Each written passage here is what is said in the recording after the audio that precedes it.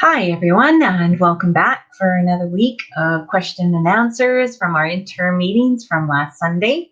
And what we took was the Integration Center.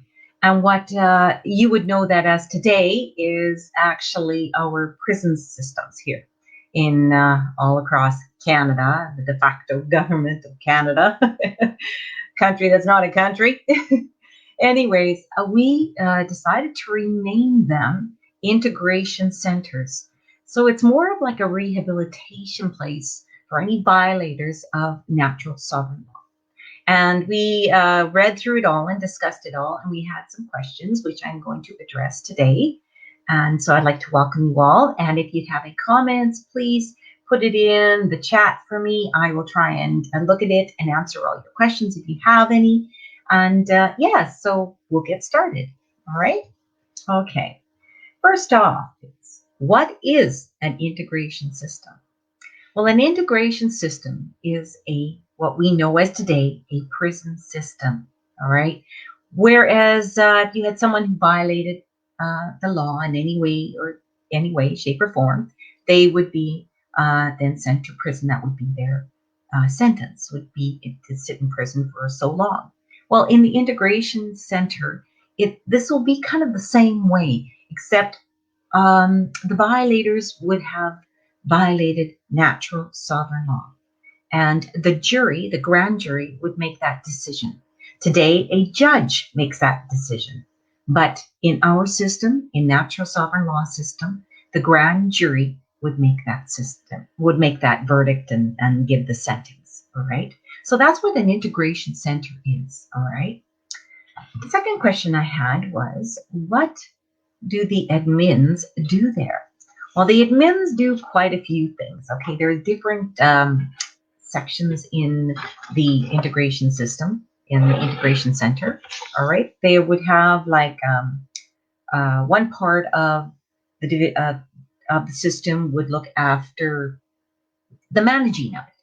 All right, they would manage all the violators. They'd manage all of their staff. They would manage the integration peace officers. They would manage the sergeants, and those are the other two main positions in an integration system. All right. They would also look after the operations of the whole system itself. And it would be, I guess they would run it kind of like a business in a way, all right? They are fully accountable to the sovereigns of that region, wherever this integration center is located. They'd be fully transparent of everything they do. There would be also a financial division, and they would look after all of the financial parts, the budgeting, and making sure everything is running smoothly.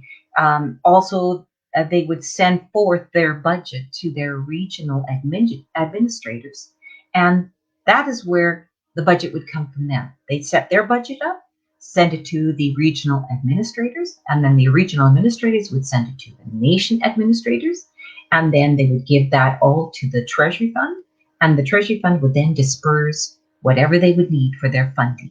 Okay, so they would have a budgeting financial division within that system, like in the center itself. All right.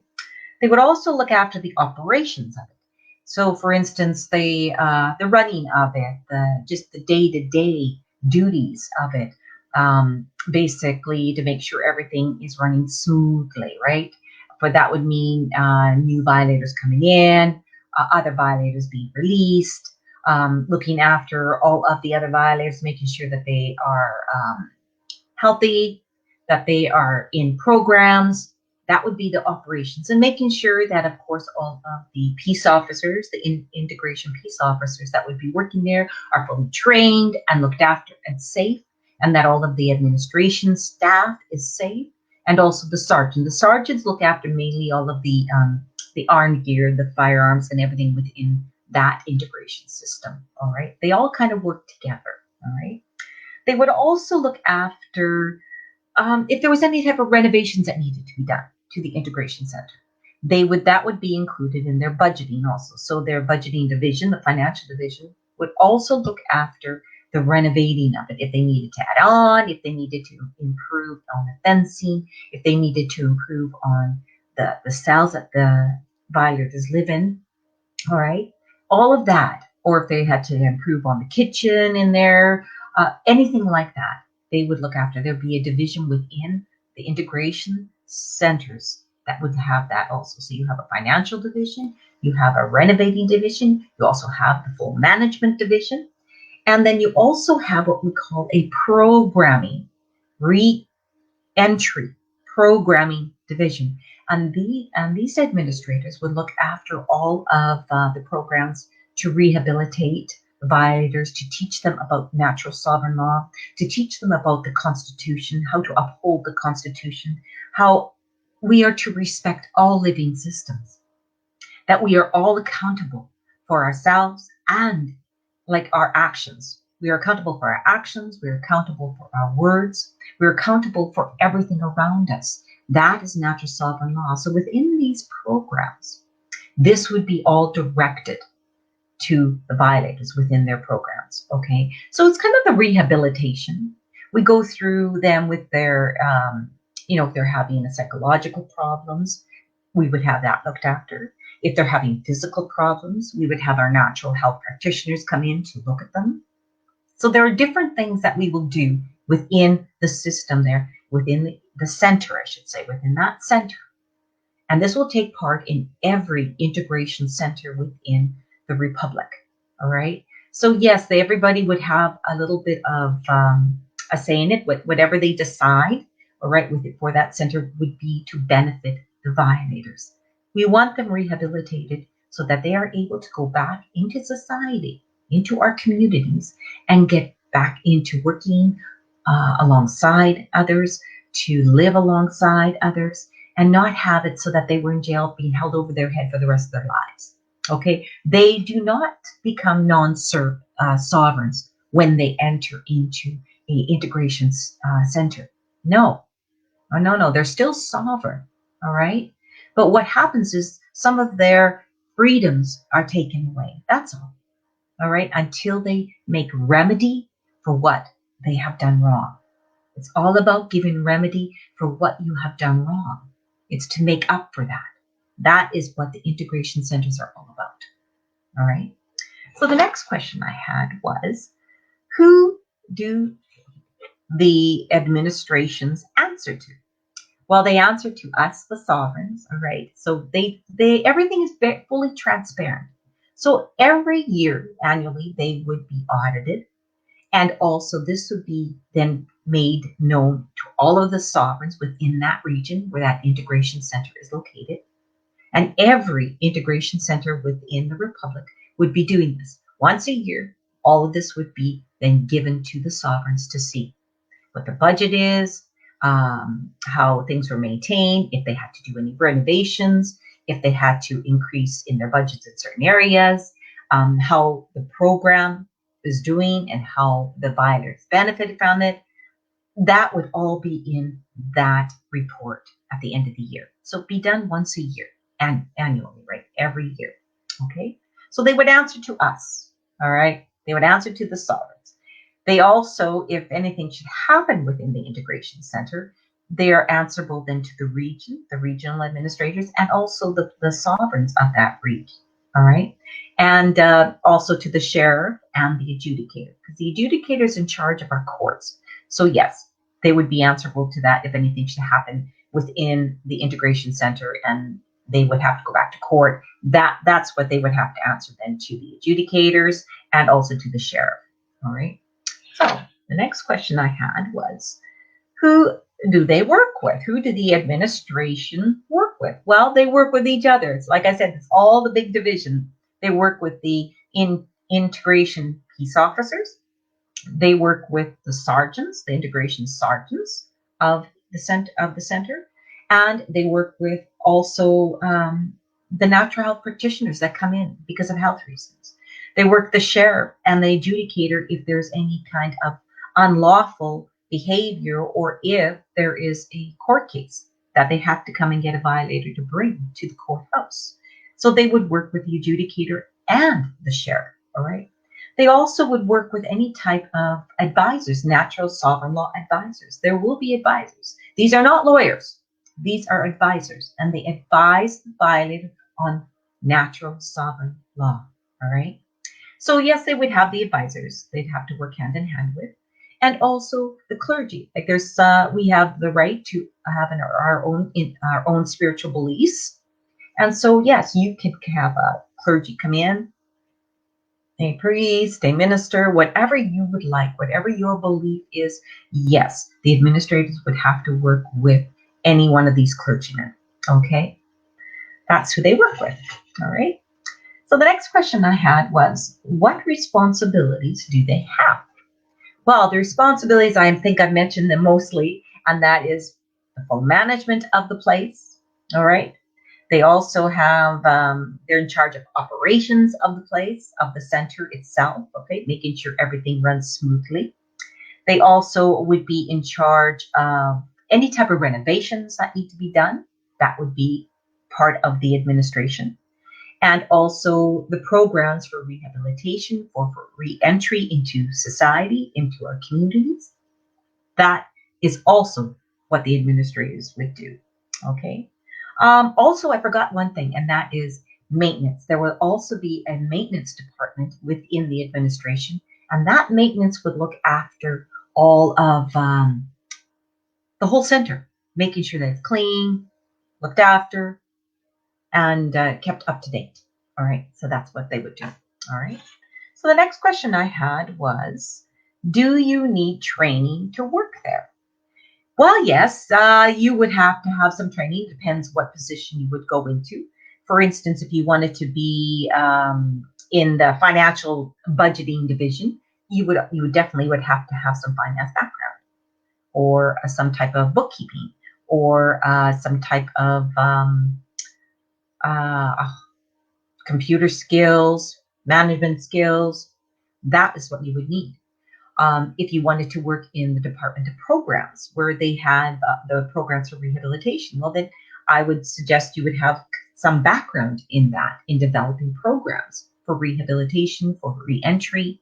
And also, you would have to have a little bit of psychological training, like so that you would be, psychiatry or any type of mental issues. You would have to really know how to deal with that, because you'd be working with violators in these programs to rehabilitate them. So you have to have some kind of training in that area.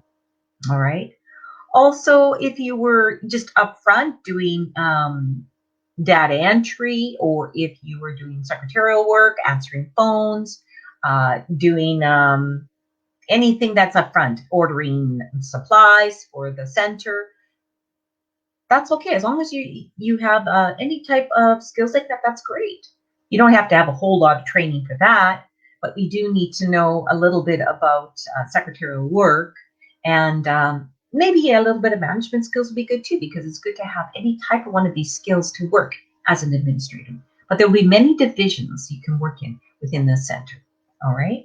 So, and any training that you need and require, you'll be able to take at our learning technical centers. All right, we'll be setting up these learning technical centers, and you'll be able to go in and take whatever you need. All right. All right. And anything else that you get that you want to expand on or grow or move up in into more further management position, yeah, there'll be training for that too. All right. So the next question I had was, what positions are there? Well, I think I've mentioned most of them. There's several positions. You have the top administrators that look after the whole running of the center. Then you would have your financial division, which will be your budgeting and all of that. Then you would have your program division, which does all the rehabilitation and the reentry programs. And then you would have also your secretarial divisions, where your the lower administration levels, where you look after the record keeping, answering phones, filing, any type of typing, that type of thing. All right. And then you would also have your maintenance divisions, and that looks after all of the cleaning of the place and the upkeep of the place. Then you would also have a renovating division, where if you needed to add on, or if you needed to build new cells, or if you needed to build a new kitchen, that would be another division. Or you could also have the operations of it. That could be another division. So within the full administration, you would have several divisions that you would be able to work in. So yeah, you could have a good variety of people within those positions. All right.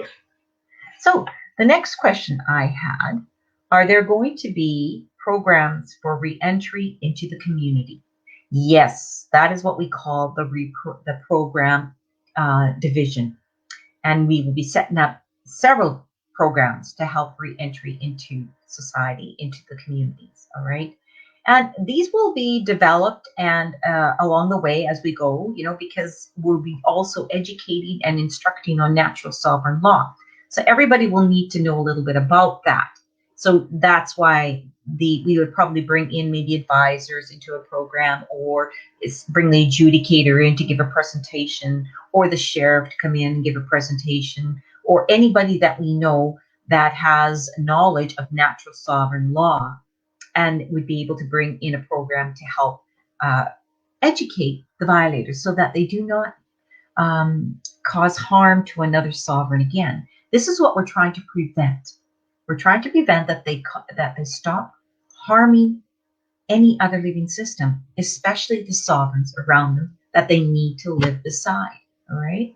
And to teach them that the Constitution is a good guideline to follow, and it will protect our unalienable rights. So this will be part of the programming, I should say programming, a part of the rehabilitation within these programs. All right. So that's exactly how it will go. Like it's going to be developed as we go. We'll see what works, see what doesn't. So yes, it's going to be very experimental, and we'll see what happens. And as sovereigns learn more about what natural sovereign law is all about, being held accountable for your actions, being held accountable for your speech, that is very important. And it's something that's probably going to take a little while to educate and instruct others on. But it will come about. It will. All right. So on to the next question I have. Will the violators see family and friends? Well, of course, there will be visitations. All right. Now, it all depends. In a maximum security, all right, you will visit through a glass and a phone, just like you saw and see on TV when all these movies. Yes, you basically talk through a phone. All right. There won't be any actual physical visitations in the maximums, but in the lower security centers, then you'll have physical visitations from your family and friends. All right. And just be prepared when you come in to visit someone in the center, you will be searched. All right. And you make sure that you don't bring anything in that's contraband. All right. Because you will be searched. All right. The next thing is, I had a question here. Will there be conjugal visits? Not in these centers. All right. Sorry, there will be no conjugal visits at all. All right.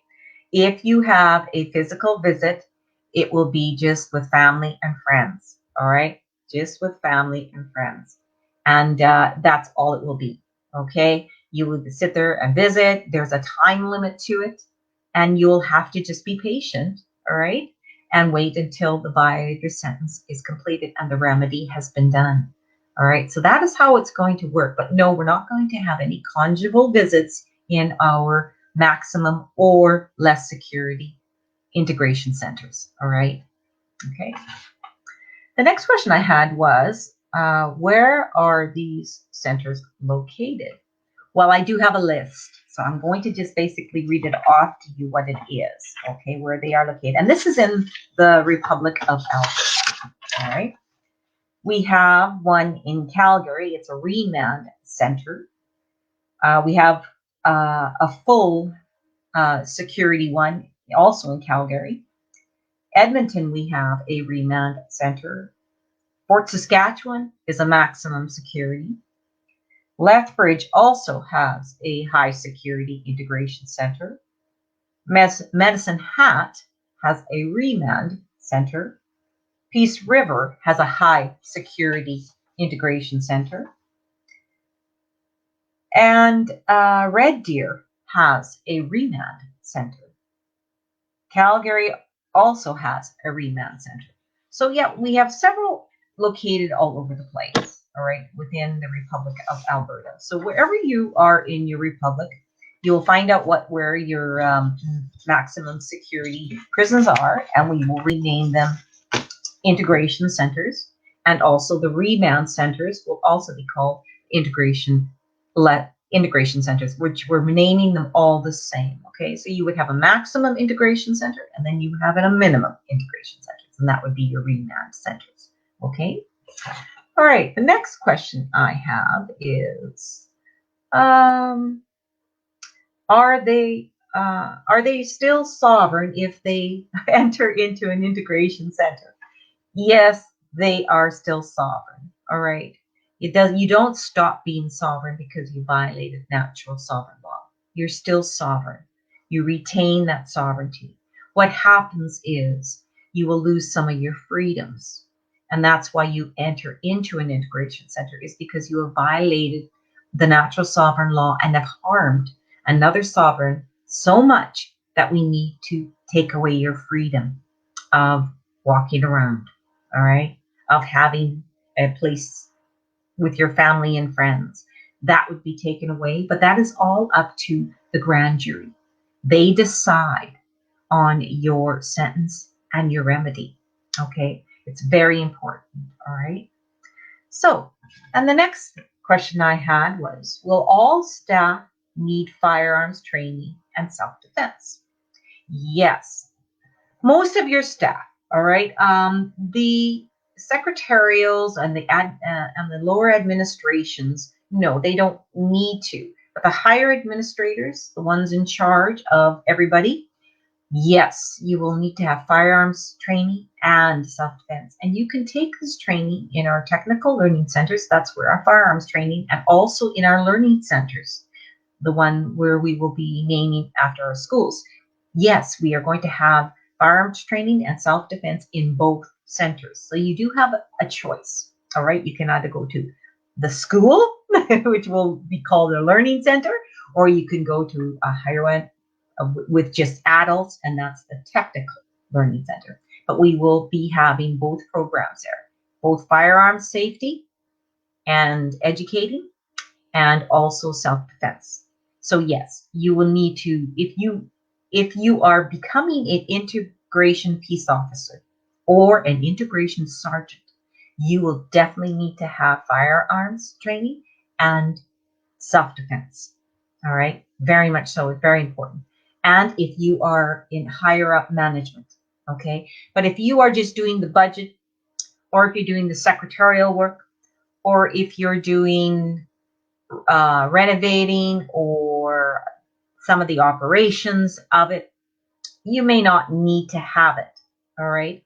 We always would recommend that you get as much as you can, just in case something happens that you need to protect yourself. All right. If you are doing the programs division where with rehabilitation programs, you definitely would need to have some self-defense. And I would recommend taking some firearm safety courses too. All right. Just to protect yourself, because you'll be working one-on-one with the violators. And if anything should happen, we would like you to be prepared. All right. So it's very important that way. Okay. So the next question I had was, if someone is killed in a riot inside a integration center, what happens? Okay. This is what would happen. All right. For instance, if we had two violators having a disagreement and one, say, stabs the other, all right, and kills that other violator, all right. Now, right away, the sergeant and the integration peace officers would right away take this violator and isolate him from the rest of the violators within the integration system. Okay. The sheriff would be notified. The adjudicator would be notified that this is what has happened. So this violator is going to go to court. And now the violator that died, his family deserves remedy because of what has happened.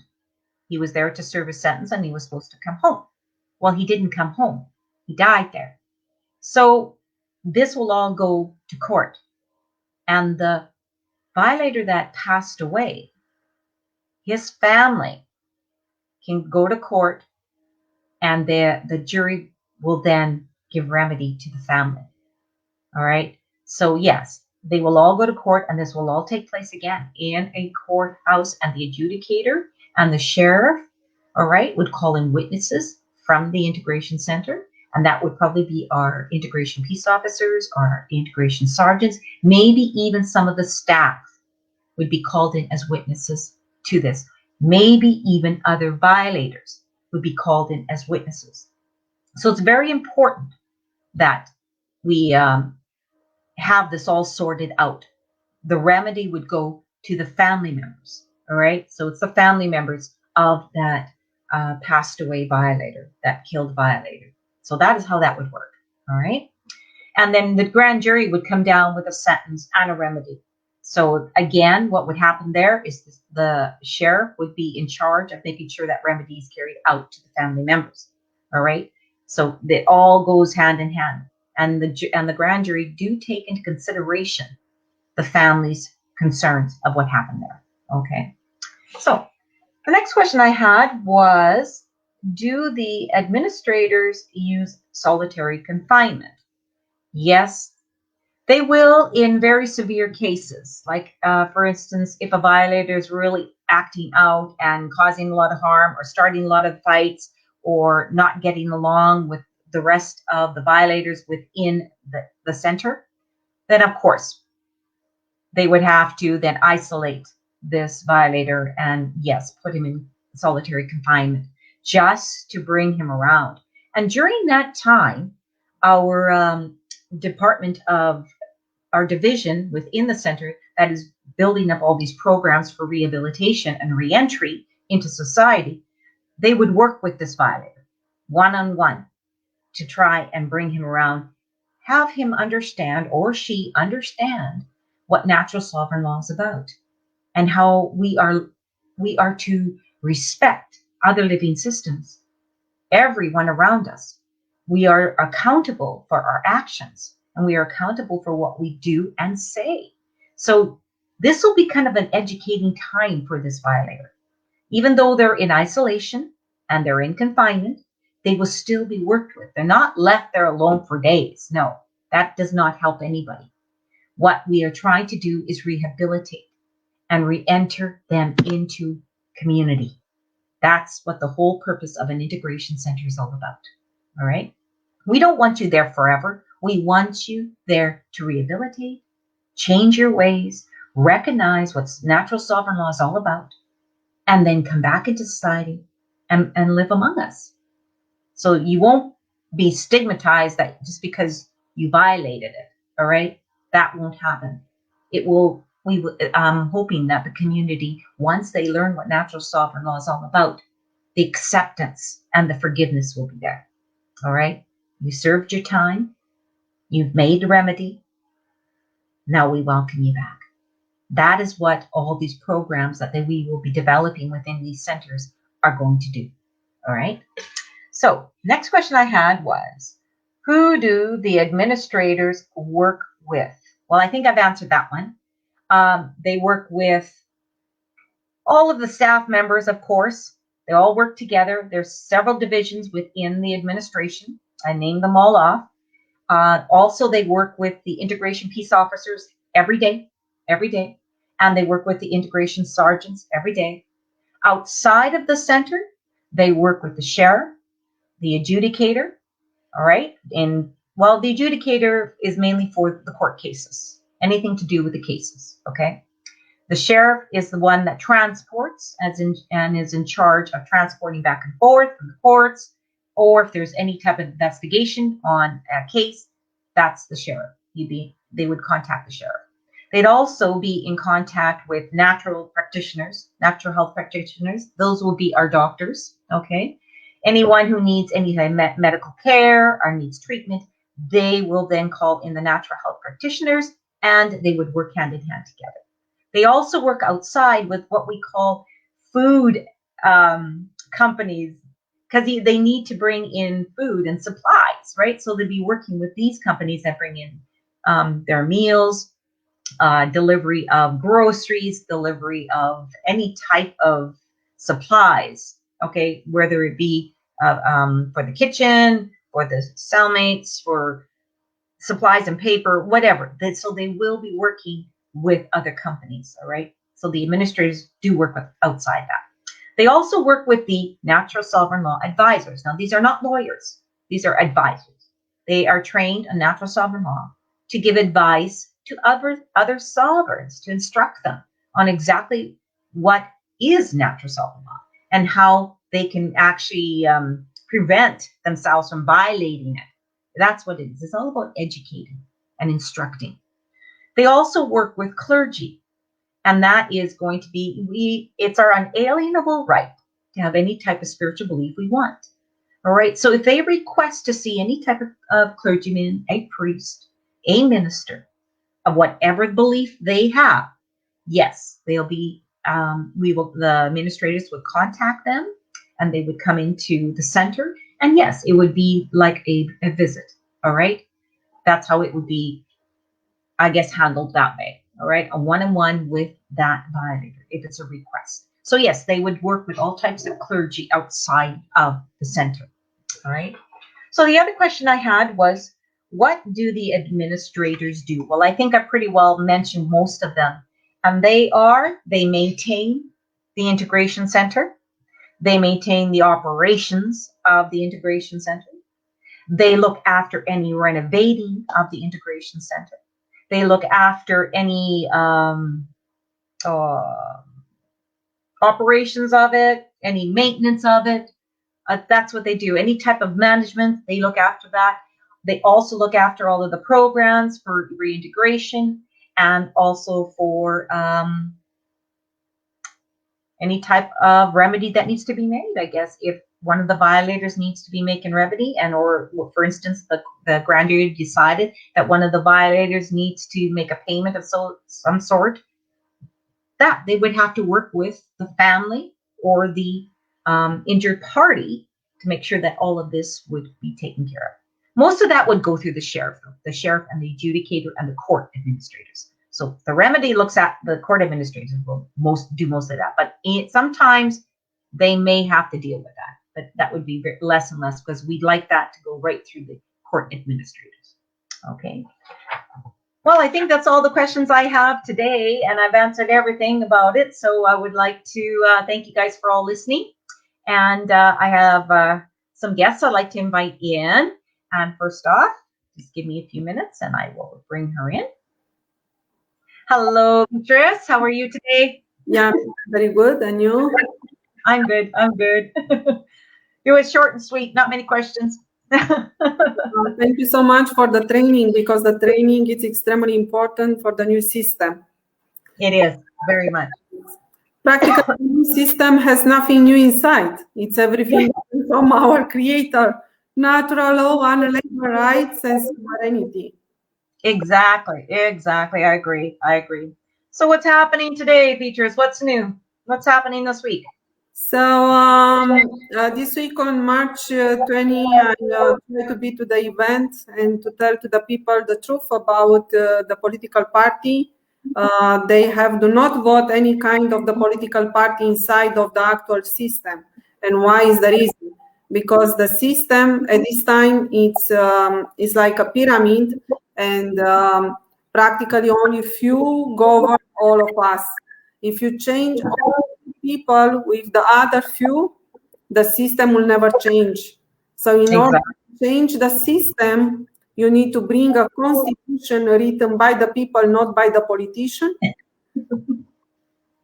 I agree 100% on that one. Then this constitution will finally give you everything that the creator practically give you, the sovereignty, unalienable rights, and the natural law. Then by there, all of us will be the decision makers and will come to the vote for every important decision. So if we can remove the 1%, the top of the pyramid, this would be great, because there is the problem. So this kind of the system is the problem.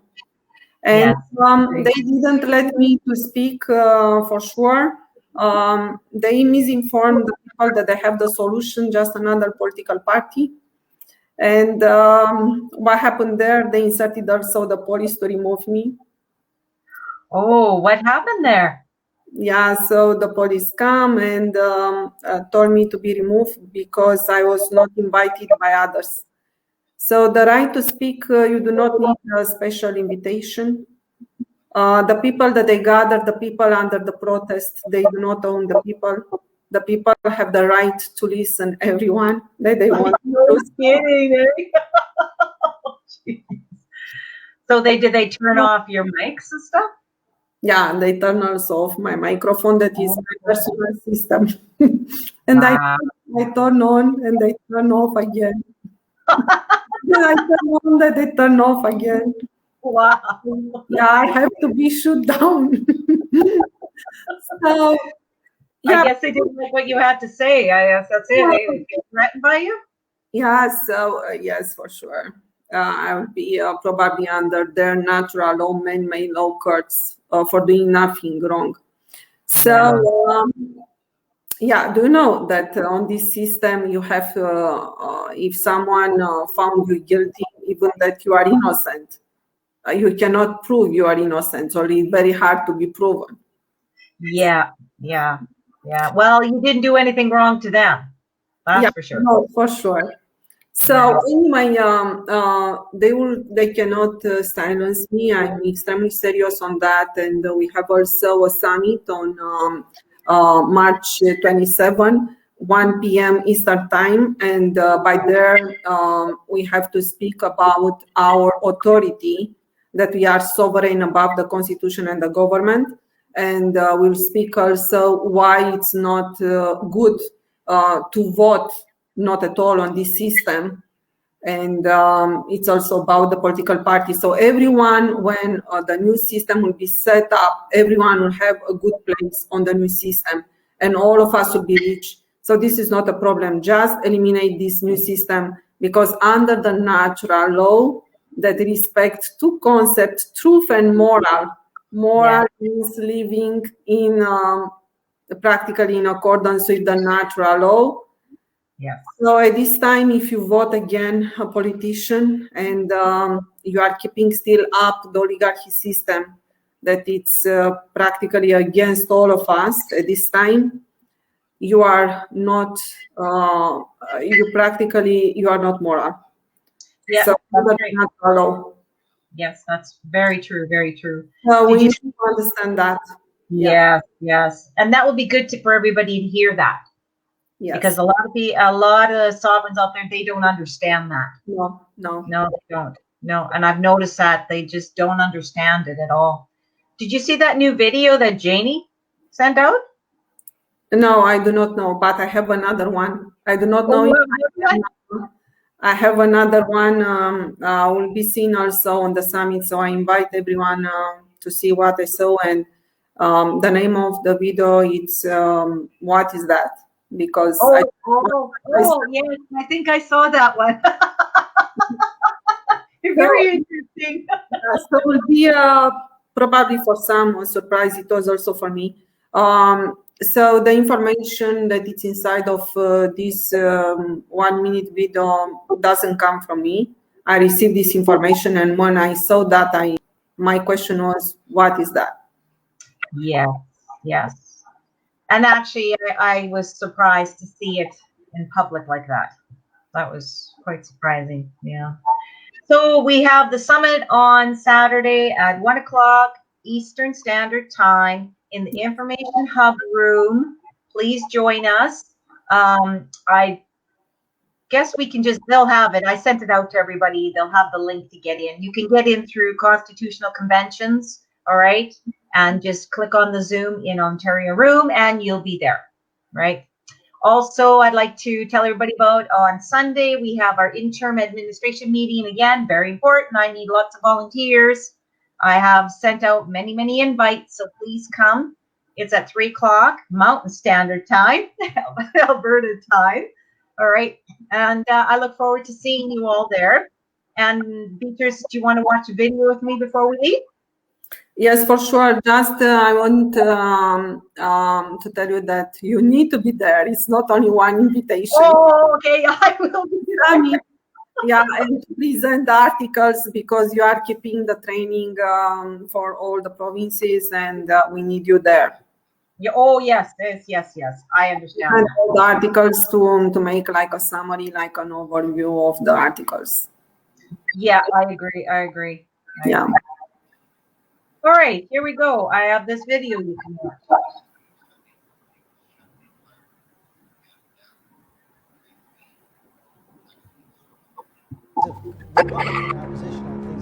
If nobody paid attention to the lying mainstream media, how many people would even be aware that anything different has occurred in society?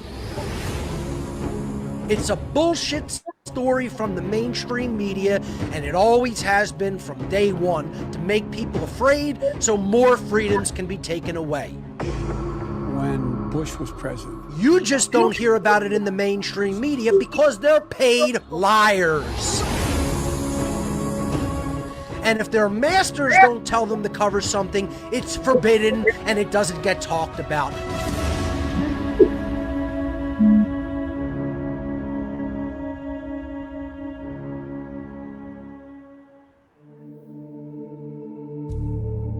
The most dangerous habits in the world today, they're ideological habits, unexamined ways of thinking about reality. This is exactly the case.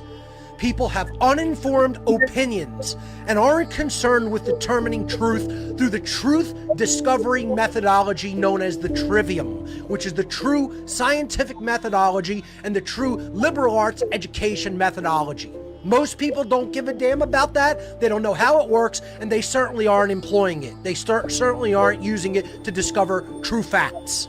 They have a completely unexamined way of thinking about reality, and that way of thinking about reality is given to them by social engineers and their paid lying pets called the mainstream media. So that's the truth about what's going on in the world. The most dangerous habits going on in this society is uninformed ways of thinking, and this is what it is all about distraction from, ladies and gentlemen.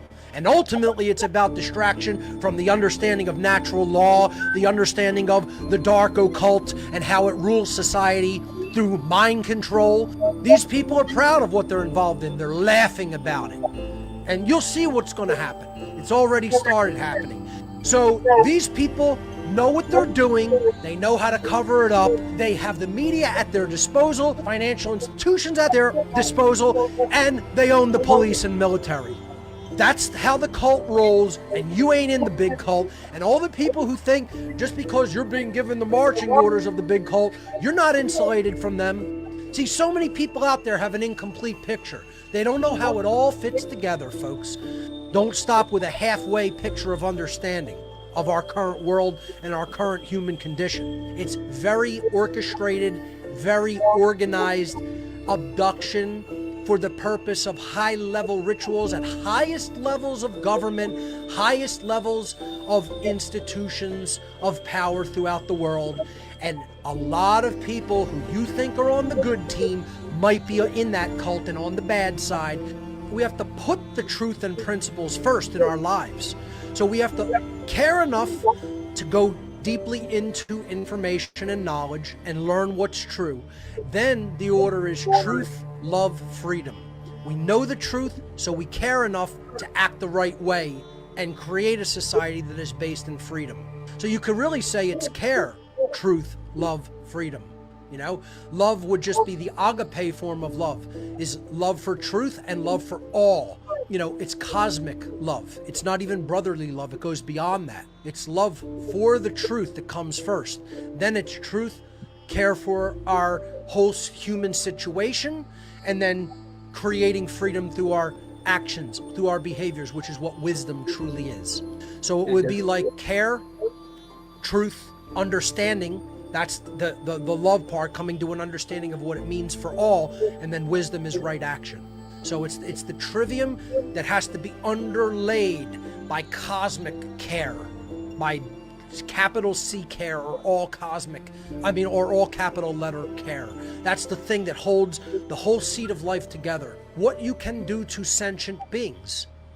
All rights are behaviors that you as a sentient being that is capable of understanding this difference between right behavior and wrong behavior. You do not apply natural law to the animal kingdom because they are beings that do not have a developed enough brain to ponder, conceptualize, and perceive natural law, meaning the moral laws of creation and what objective morality actually is. Therefore, animals who will go along with instinctive stimulus response mechanisms and lower order instincts are not bound and held to the same moral law consequence of higher order, higher thinking, and higher brain function beings such as human beings who have the capacity for the understanding of objective morality. That's called true holistic intelligence, which is made possible by our higher order functioning brain, specifically the part of the brain known as the human complex or human neocortex of our brain. So that's why I tell people, understand the moral principle. Don't put out falseness into the world or deception into the world. It's that simple. Because, yes, while you could say objective absolute truth still exists in nature and that can never be destroyed, again, I actually use that term myself, truth can never be destroyed, right? But you can dissuade someone from looking into it, or you can stop someone from looking into it because they've believed what you've told to them that is not true, that is a lie. The reason that the controllers only engage in speech, many of them will simply engage in telling people a worldview and then saying, you go out and do this behavior. Lying is still an action. You have to modulate your vocal cords and move your lips to produce the mouth noises to do it. So is it a behavior? It is still a behavior. It is not a subjective construct. You are doing that with your vocal cords, with your lungs, with your air capacity, muscles surrounding your lungs and diaphragm, and you are doing that with your lips and tongue. You are taking an action when you speak. All they do is put out a worldview for other people to latch onto, and that is how they attempt to insulate themselves as much as possible from karmic debt, from accruing karmic debt. It does not mean that they will not, because it's still a behavior. Well, how could you lie about something truly important and bring about something good instead of something bad?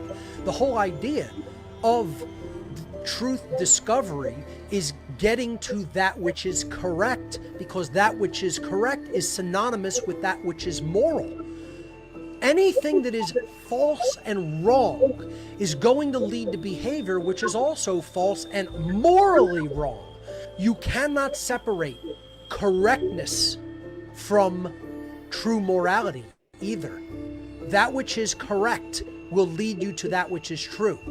So lying will always eventually lead you to that which is false, and therefore eventually will lead you down the path of immorality and moral wrongful behavior, and immoral wrongful behavior.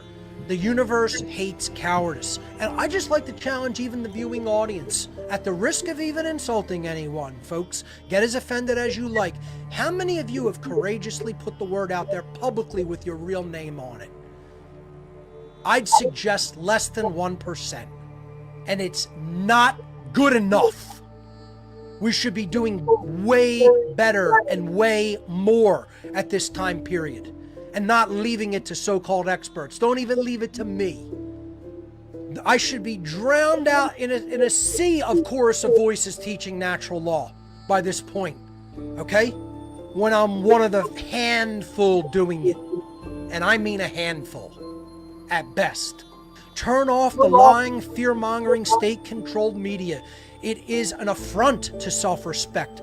Stop believing that others have the right to command you. There is no such right. There is so much moral right. The people who are stepping up, the people who are saying, no, we're not going to have this, we're going to go back to our lives. We're not going to take government mandates. We're not going to take government commands because you don't have the right to command us. We are free and we're going to act like it. Stepping into that kind of courage creates the universe's protection. I'm protected because I'm not afraid. I'm not afraid of what can be done to me in the physical domain. And you know what real protection is going to come in the form of? Stepping into the courage to teach natural law. You want to talk about an even much higher level of protection. If you exercise courage for the right things and you teach the right things and you teach natural law, mighty forces of creation will come to your assistance and aid in your life, in all your endeavors. And that is where my protection comes from. So we have to say the lost word, which is no, and we need to fall in love with it. This is the lost word. We have to say no to authoritarianism. We have to say no to worldview violence. We have to say no to external control. No one has the right to externally control, rule, or command us. And we need to fall in love with that word. That is a vibratory energy of courage and protection, the word no. No, you don't own me. No, you don't have the right to command me and others. No one does. Through the knowledge of natural law, a truly awakened human being is finally able to speak the lost word, which is no. No is the word of all power. And only when we say no to those who would claim to be our owners do we stop externalizing our power, and in doing so, reclaim all of our natural rights. And when you look at the word no, ladies and gentlemen, you realize it's just another form of the word on. It's just on flipped upside down. Because when we say the lost word no to those who consider themselves our authority, we are truly embracing and turning on the light inside each and every one of us.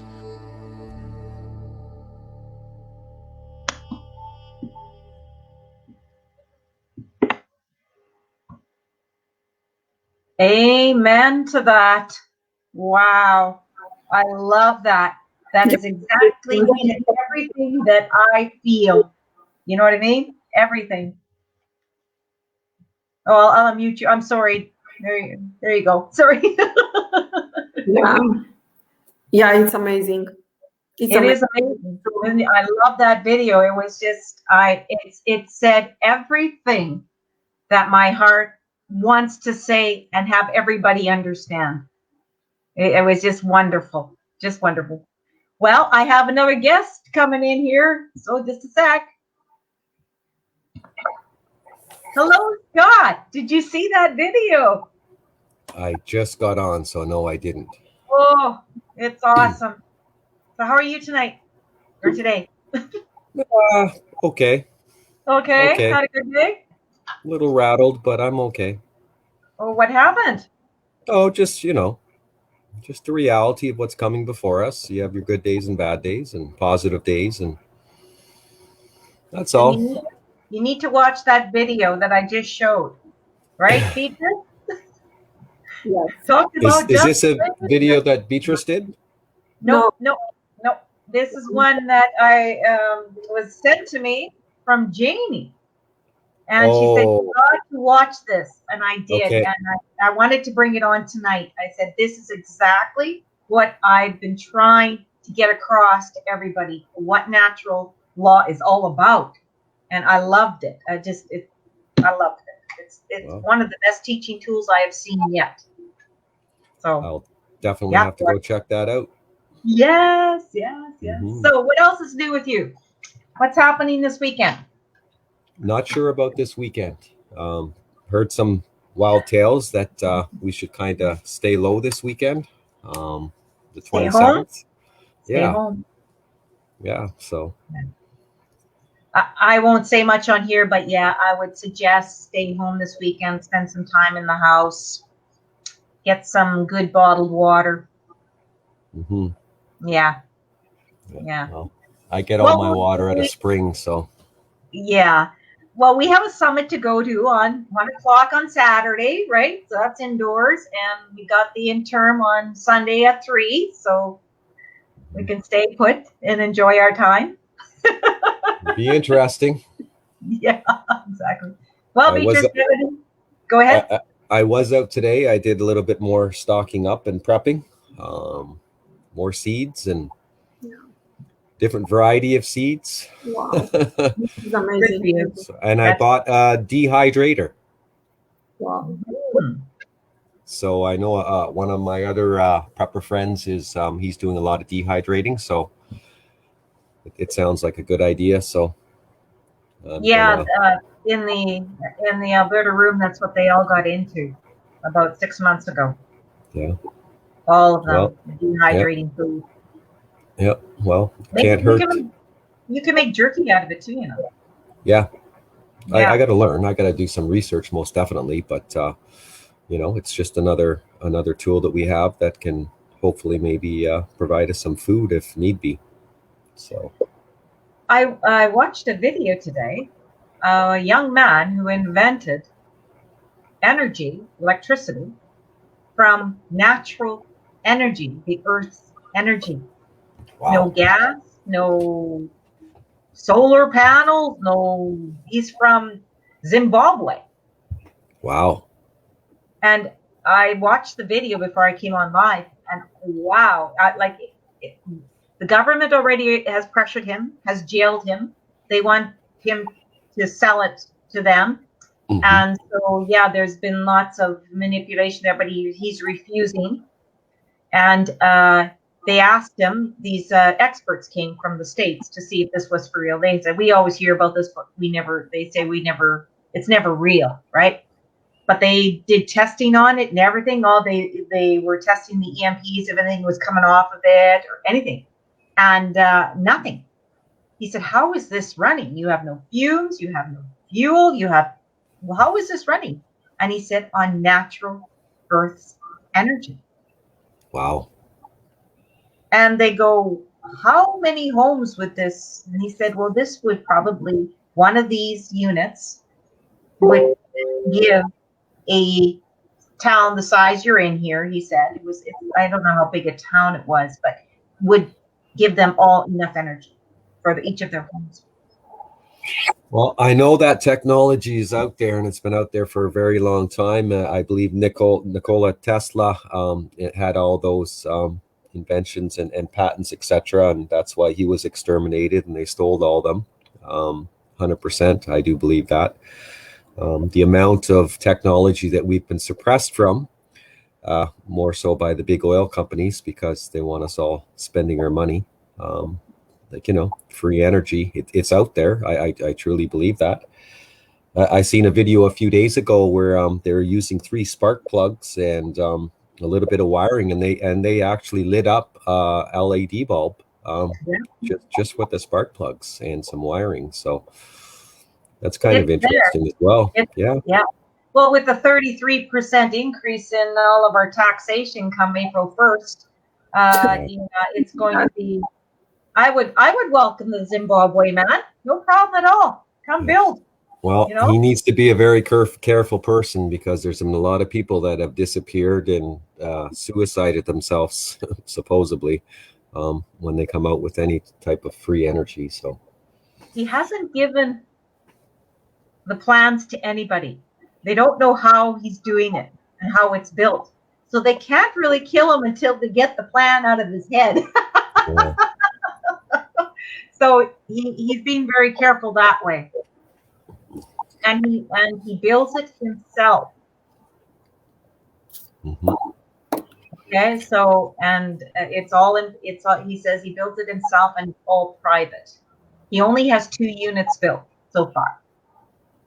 But they look like, you know how you would go to an energy place and you see like a great big box the size of a small container, like a sea container, that kind of, that's what it looks like. A little bit smaller than that, but like that. But it's all encased in kind of a blue glass looking. It's pretty cool. Pretty cool. Yeah. Well, I know years ago, I believe it was California, the Google headquarters or whatever, they were using some of these independent stations that were producing all their power, but that kind of went to the wayside. It kind of I never heard anything more about it, but it was supposed to be something like this free energy. And no, it definitely didn't get out to we the people, for sure. Anyways, continue on. what was this? How was the discussion today? Good.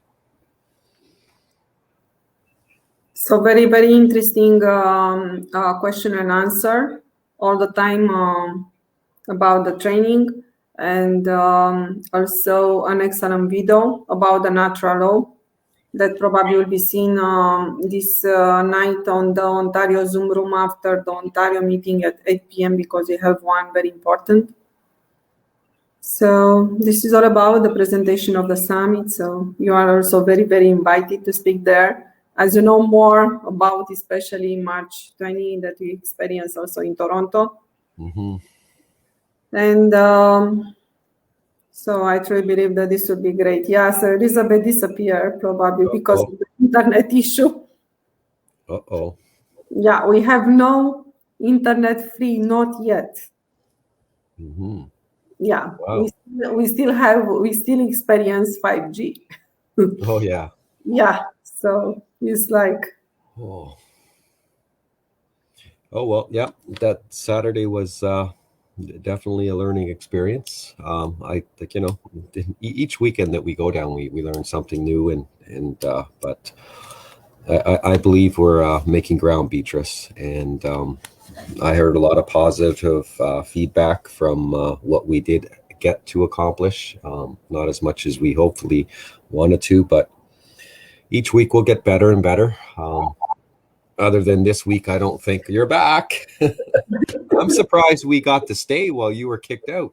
That in StreamYard, when anybody gets kicked out and their internet goes down, the other people just continue in with the meeting. They don't kick everybody out. Yeah. Oh, this is great. Yeah. Yeah. So I was trying to tell you guys, keep talking. I'll come back when I can. We are all the time talking. 12 hours a day, every day. Yeah, you're still live anyways. You're still being recorded anyways, so no big deal, right? Yeah. Looks like it's perfect. Yeah. So is there anything else you guys would like to say, Beatrice, or anything? So I would let Beatrice go first. Okay. Go ahead, my sister. Yeah, so this is very important because right now we have the third summit, and I truly believe that the people do not need to have so many questions if they come, if they will see all the summits, and probably will come with another one or two. And by there, they will have like the information will be all concentrated on these summits. So they can see the summits, then they can enter to communicate with us through the Facebook, through the Zoom room, doesn't matter. So they will find, we have also Telegram account, we have Instagram, so it doesn't matter from where. They can insert their question. But I truly believe that their question will be not so many if they will hear all the time your StreamYard with the interim question and answer, if they will come to your training, Elizabeth, and if they will see also the summit. So I truly believe that the number of the question will start to decrease. And the understanding will start to increase. Yes, thank you, Beatrice. Yes, that is for sure. That is very for sure. I would just like to say or add, you know, there's many great, if call them patriots. Some people have a negative idea of what a patriot is. To me, it's a man or a woman who is standing up to ensure that we have a bright future for our children and future generations, and wants to protect what they have. And the only way we are going to do this is by uniting. But more so first is to get out of our comfort zones and away from our mainstream media TV. And we have to step up to our responsibility. And I would like to thank you both, because I know that you both go 18 hours a day nonstop on trying to bring a solution. We all hear of all the challenges, and we bring up all the challenges that we could discuss. And yes, that will bring people to the table. Some things bring each of us to the table for different challenges that we have or see as challenges.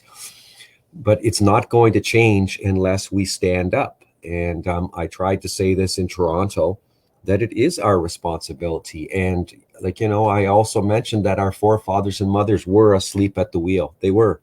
They kind of, they were just doing their best to keep food on the table and to create a great future for our generation. All the while, like, we were losing more and more of our freedoms, and it's not more relevant as it is right now today. What's going on with this pandemic and everything else. So the only way that we are going to see brighter days is to get involved. And getting involved means you have to go out in the street, you have to get involved in the Zoom meetings, you have to get involved in the summits, you have to get involved in the interim training that Elizabeth is trying to do, because we have created a system, we have written a constitution, and now the most challenging part is just getting it out to the masses of we the people. And when you read through the documents and you go through the website constitutionalconventions.ca, when you navigate your way through the videos and the documents and all the learning and etc., I guarantee you'll come to a conclusion that yes, this is a solution to all the challenges that we have, because each and every challenge that we have leads back to one root of evil, and or one root problem. And it's easily fixed. It's just uniting and joining your brothers and sisters, and we all stand up at the same time. And one of the most positive things that I've seen this past weekend on the 20th, and even previous weekends, is the amount and masses of we the people, our brothers and sisters, rising in other countries, other nations, to the very same reason we're rising up to. So yes, last Saturday, the 20th, was very positive in Toronto. It was the biggest crowd that we ever had. But then again, we need to be marching for the solution. And I would like to see the masses out there supporting the solution and getting on board with the solution. And then we'll finally see some relief to all the pain and suffering and the slavery that we have, the fraud, etc. And maybe we could start living our lives again like the way that our creator, or whomever your creator is, meant us to live, which is enjoying life a little bit more than being slaves 24/7. So with that said, I'll yield back and say thank you all. Oh, thank you very much, Scott. Thank you very much for coming and sharing with us. And we'd like to thank everybody else that came and joined us today. And Beatrice, if you'd like to say something before you leave, goodbye or whatever. Thank you so much. Everything was started today. Oh, awesome. All right. Thank you, everybody. And thank you for joining us. Please join us on Saturday for the summit at 1 o'clock.